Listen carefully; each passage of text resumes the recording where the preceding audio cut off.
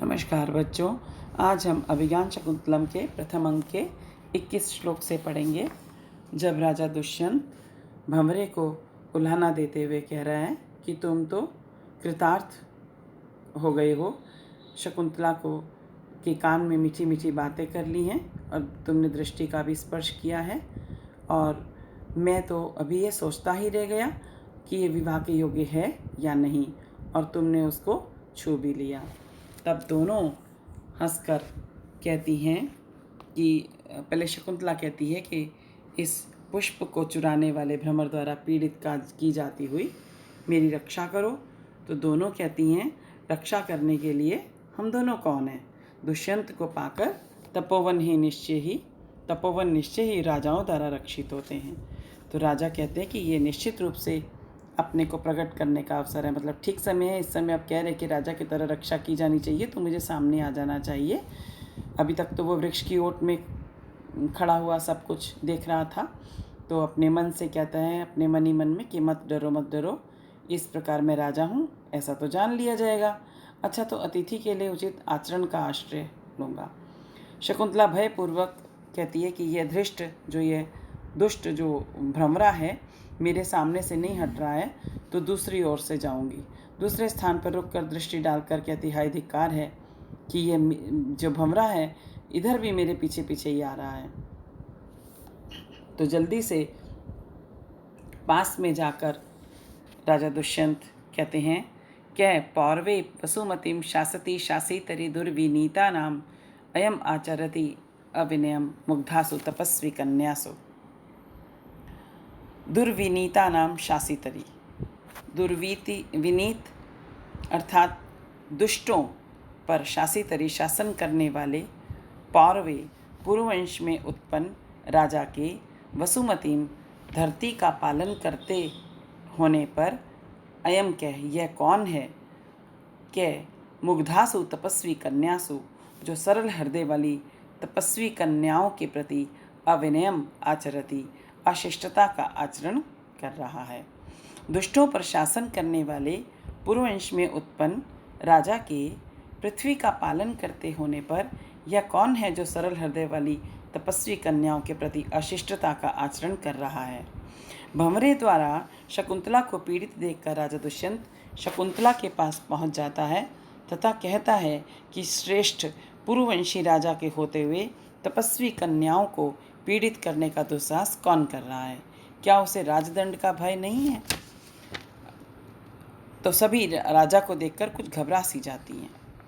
अनसुया कहती है, कुछ भी अनर्थ नहीं हुआ, किंतु यह हमारी प्रिय सखी भौरे के द्वारा व्याकुल की जाती हुई घबरा गई है। तो अपनी शकुंतला अपनी सखी को दिखाती है। राजा शकुंतला के पास जाकर कहता है कि क्या तप बढ़ रहा है? शकुंतला घबराहट पूर्वक नीचे मुख किए खड़ी रहती है। अनसुया राजा से कहती है कि इस समय अतिथि विशेष के आ जाने से तप बढ़ रहा है। प्रियंवदा कह रही है कि अरे आपका स्वागत हो। अनसुया कहती है कि सखी शकुंतला तुम जाओ, कुटिया से कुछ फल सहित पूजा सामग्री ले आओ, या घड़े का ये पानी भी ले आओ, जिससे इनके चरणों को धो दिया जाएगा। राजा कहते हैं कि महोदया, सुंदर तथा सत्यवाणी से ही अतिथि सत्कार किया जा चुका है। प्रियंवदा कहती है, तो आर्य आप जरा इस सघन छाया के कारण शीतल सप्तपर्ण की वेदी पर बैठकर थकावट दूर करें। राजा कहता है कि निश्चित ही तुम भी इस सिंचन धर्म रूपी जो ये धर्म कार्य तुम्हें जो पिता ने सौंपा हुआ था उससे थक गई हो, इसीलिए थोड़ी देर बैठ जाओ। प्रियंवदा कहती है कि सखी शकुंतला, हमारे लिए अतिथि सत्कार करना उचित है, तो आओ बैठते हैं। शकुंतला अपने मन ही मन में कहती है कि किस कारण इसको देखकर तपोवन विरोधी विकार की विषय बन रही हूँ। राजा अपने मन में सबको देखकर कहते हैं कि अरे आप लोगों की मित्रता समान आयु और रूप के कारण कितनी सुंदर है। प्रियंवदा एक और को कहती है, मुख करके कहती है कि चतुर और गंभीर आकृति वाला यह कौन मधुर और मीठी प्रिय बात करता हुआ प्रभावशाली अपनी विनम्रता को प्रकट कर रहा है। अनसुया एक और को मुख करके कहती है कि हे सखी, मुझे भी इस विषय में उत्कंठा है, इसलिए इससे पूछती हूँ। प्रकट रूप से फिर कहती है कि आर्य, आपके मधुर वार्तालाप से उत्पन्न विश्वास मुझसे कहलवा रहा है कि आप किस वर्ण को अलंकृत कर रहे हैं तथा किस कारण सुकुमार आर्य के द्वारा अपने शरीर को तपोवन में आने का कष्ट का पात्र बनाया। मतलब क्यों आए हो आप इसमें तपोवन में? शकुंतला भी अपने मन में कहती है कि हृदय उतावला मत हो, क्योंकि जो तू पूछना चाहता था मन, ये मेरी तेरी सखियों ने ही पूछ लिया है, अभी तुम क्यों आए हो। राजा अपने मन में कहते हैं कि जब अब अपने विषय में मैं कैसे बताऊं और कैसे अपने आप को छिपाऊं, तो इस प्रकार कहता हूं, प्रकट रूप में कहता है कि महोदया, मैं वेदों का जानने वाला हूं, पूर्ववंश में उत्पन्न राजा के द्वारा धर्म के कार्य में नियुक्त किया गया हूं, वह मैं आश्रम वासियों की विघ्न रहित क्रियाओं को जानने के लिए इस तपोवन में आया हूँ। मतलब मैं ये देखने के लिए आया हूँ कि सभी कुछ इस आश्रम में सभी कुछ बाधाओं से रहित चल रहा है ना। अब इन पंक्तियों में कुछ इन वार्तालाप में आपने देखा आत्मगतम भी है, जो अपने मन में कहा जाता है, जो मन में कहा हुआ समझा जाए उसको स्वगतम भी कहते हैं, और प्रकटम भी कहा है। प्रकटम अर्थात प्रकाशम का अर्थ है खुले रूप से, सार्वजनिक रूप से। नाटक में जब कोई पात्र अपनी बात मंच पर स्थित अन्य सभी पात्रों को सुनाता हुआ कहता है तो वह प्रकाशम कहलाता है। तो इसके पश्चात अनसुया कहती है कि अगर आप ये देखने आए हैं कि सभी कार्य निर्विघ्न हो रहे हैं तपोवन में या नहीं, तब तो ये सभी तपस्वी सनाथ हो गए हैं, मतलब स्वामी सहित हो गए हैं। शकुंतला श्रृंगार और लज्जा का अभिनय करती है। दोनों सखियां फिर कहती हैं कि दोनों के आकार और भावों को जानकर एक और को कि सखी शकुंतला, यदि आज तात कण्व यहाँ उपस्थित होते, शकुंतला भौं चढ़ाकर कहती, तो तब क्या होता? दोनों कहती हैं, तो इस अतिथि को अपने जीवन सर्वस्व से भी कृतार्थ कर देते। शकुंतला क्रोधपूर्वक कहती है, तुम दोनों यहाँ से दूर हटो, कुछ मन में रख कर कह रही हो, मैं तुम्हारी बात नहीं सुनूंगी। मुड़कर बैठ जाती है। राजा कहते हैं कि हम भी जरा आप दोनों से तुम्हारी सखी के विषय में कुछ पूछते हैं। दोनों सखियां कहती हैं, आर्य कृपा में भी प्रार्थना की जाती है, तो मतलब पूछे। राजा कहते हैं, भगवान काश्यप आजन्म ब्रह्मचर्य में स्थित हैं, क्योंकि अब राजा के मन में भी संदेह है कि ये ब्राह्मण की पुत्री है या क्षत्रिय की पुत्री है। वो पूछती हैं कि भगवान काश्यप और कण्व एक ही हैं, तो आजन्म ब्रह्मचर्य में स्थित हैं, और ये तुम्हारी सखी उनकी पुत्री है, इस प्रकार ये कैसे हो सकता है? तो अनसुया कहती है कि आर्य सुने, कौशिक इस गोत्र नाम वाले महाप्रभावी राजर्षि हुए हैं। राजा, हाँ, वे आदरणीय प्रसिद्ध ही हैं। तो अनसुया कहती है कि उन्हें हमारी सखी का जन्मदाता अर्थात पिता समझो। त्यागी गई इस शरीर का पालन पोषण आदि करने से तात कण्व इसके पिता हैं, मतलब धर्म पिता कण्व है, लेकिन पैदा करने वाले पिता नहीं है। राजा, उज्जित शब्द से मुझे उत्कंठा हो गई, अतः प्रारंभ से सुनना चाहता हूँ, मतलब शुरू से सुनना चाहता हूँ, कैसे छोड़ी गई, कैसे त्यागी गई। अनसुया कहती है कि प्राचीन काल में उग्र तपस्या में स्थित उस राजर्षि कौशिक के समीप कुछ उत्पन्न हुए भय वाले देवताओं ने तपस्या में विघ्न डालने वाली मेनका नाम की अप्सरा को भेजा। राजा, ठीक है, हाँ, देवताओं की ये दूसरों की समाधि से उत्पन्न भीरुता है, अर्थात जब कोई तपस्या करता है तो देवता लोगों को चिंता हो जाती है कि ये तपस्या करके कहीं उसका देवराज इंद्र की कहीं सिंहासन ही ना ले ले। अनसुया कहती है कि तब वसंत ऋतु के आगमन के समय पर उसके उन्मत्त कर देने वाले रूप को देखकर इस प्रकार आधा कहने पर लज्जा से रुक जाती। राजा कहते हैं, आगे मैंने जान लिया है, वह ये अप्सरा से उत्पन्न है, अर्थात इसकी जो माता है वो अप्सरा है। अनसुया कहती है, और क्या? राजा, तो ठीक है। अर्थात क्या कहा गया है कि तात काश्यप जो हैं वो शकुंतला के पिता तो हैं, वस्तुतः जो पालन करता है, रक्षा करता है, वह पिता होता है। तो काश्यप ने शकुंतला की रक्षा की है और उसका पालन पोषण किया है, अतः वह शकुंतला के पिता हैं। जन्म देने के कारण विश्वामित्र उसके जनक हैं, मतलब वास्तव में जन्म जिसने दिया वो विश्वामित्र हैं, विश्वामित्र और मेनका अप्सरा। लेकिन पालन पोषण काश्यप ऋषि ने किया है। और फिर देवताओं को यह भय बना रहता है कि कहीं पृथ्वी लोक का कोई व्यक्ति अत्यंत तप साधना करके स्वर्ग पर अधिकार न कर ले। इंद्र आदि देवताओं ने महर्षि विश्वामित्र की उग्र तपस्या के भय से ही उनकी तपस्या में विघ्न डालने के लिए मेनका नामक अप्सरा को भेजा था। मानु शिशु कथम वा स्यादस्य रूपस्य संभवः ना प्रभा तरलम ज्योतिरुदेति वसुधा तलात्। तो राजा कह रहे हैं कि मानुषीषु अस्य रूपस्य संभवः कथम वा स्यात्। मानुषीषु मानवी स्त्रियों में अस्य रूपस्य संभव है, इस रूप की उत्पत्ति कथम वा स्यात् किस प्रकार से उत्पन्न हो सकती है। प्रभा तरलम ज्योति वसुधा तलात् न उदेति। कांति से उज्ज्वल प्रभा, कांति से उज्ज्वल ज्योति वसुधा तलात् पृथ्वी तल से न उदेती उत्पन्न नहीं होती है। यह सूक्ति में आ सकती है ये पंक्ति, प्रभा तरलम ज्योति वसुधा तलात् न उदेती। राजा दुष्यंत को जब ये ज्ञात हुआ कि शकुंतला मेनका नामक इस अप्सरा की पुत्री है, तो वे कहते हैं कि शकुंतला का सा अद्वितीय सौंदर्य पृथ्वी की नारियों में उसी प्रकार उत्पन्न नहीं हो सकता जैसे चंद्रमा आदि दिव्य ज्योति पृथ्वी से उत्पन्न नहीं हो सकती।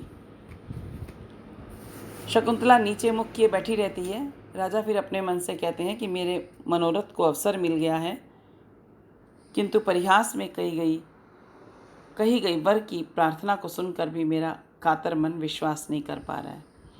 प्रियंवदा मुस्कुराहट पूर्वक देखकर नायक की ओर मुख करके कहती है, अरे फिर भी कुछ कहना चाहते हैं। शकुंतला सखी को अंगुली से धमकाती है। राजा, आपने ठीक जाना, श्रेष्ठ चरित को सुनने के लालच से और भी पूछना है। प्रियंवदा कहती, तो अब सोचने की आवश्यकता क्या है, तपस्वियों से बिना कष्ट प्रश्न किया जा सकता है। राजा कहते हैं, तुम्हें यह मैं पूछता हूँ, व्याख्यानसम किम अनया प्रथम आप्रदानात् व्यापार रोधी मदनस्य निषेवितव्यम अत्यंतम आत्मसदृश ईक्षण वल्लभाभि राहो निवत्स्यस्ति समम हरिणंग नाभि। किम अनया, क्या अनया, इस के द्वारा अर्थात ये तुम्हारी सखी के द्वारा, मदनस्य, मदन कहते हैं कामदेव को, कामदेव के व्यापार रोधी, व्यापार को रोकने वाला, व्याख्यानसम तपस्वी वाला जो व्रत है, आप्रदानात् विवाह होने तक, निषेवितव्यम सेवन किया जाना है, आहो अथवा सदृश ईक्षण वल्लभाभि अपने समान सुंदर नेत्रों वाली, हरिण अंगनाभि हरिणियों के समम समान साथ में, अत्यंतम सर्वदा निवत्स्यति रहेगी। राजा दुष्यंत को यह चिंता हो रही है, यह पूछना चाहता है कि ये क्या सारी उम्र, सारी आयु अपनी ये तपस्या वाले वेश में ही अर्थात इसी तपोवन में ही व्यतीत कर देंगी, या ये विवाह तक ही इस तपस्वी वेश में रहेंगी। तो ऐसा मन में विचार आते हैं, इसलिए पूछ रहे हैं कि क्या इस तुम्हारी सखी कामदेव के व्यापार को रोकने वाला तापस व्रत, तपस्वियों वाला व्रत विवाह होने तक ही सेवन किया जाना है, अथवा यह अपने समान सुंदर नेत्र वाली हरिणियों के साथ सर्वदा ही रहेंगी। कहने का भाव है कि राजा दुष्यंत जानना चाहते हैं कि क्या शकुंतला जब तक विवाह नहीं हो जाता तब तक ही तापस व्रत का पालन करेंगी, अथवा जीवन पर्यंत या तपोवन में हरिणियों के साथ रहते हुए तपस्विनी का आचरण करेंगी।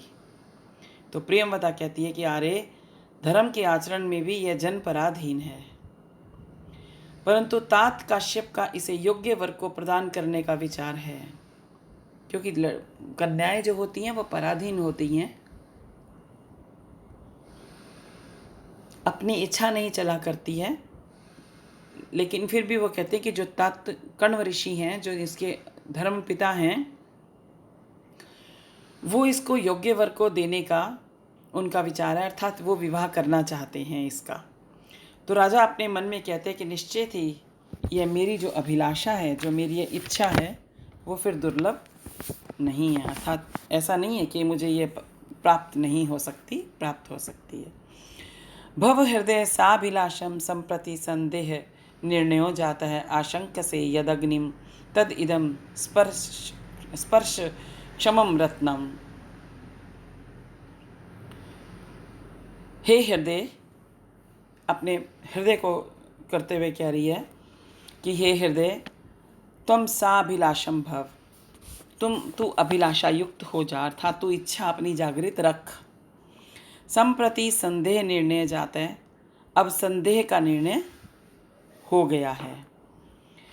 यत अग्निम आशंक से, जिसे तू अग्नि आशंक से समझ रहा है, तत् इदम स्पर्श क्षमम रत्नम, वह तो स्पर्श करने के योग्य रत्न है।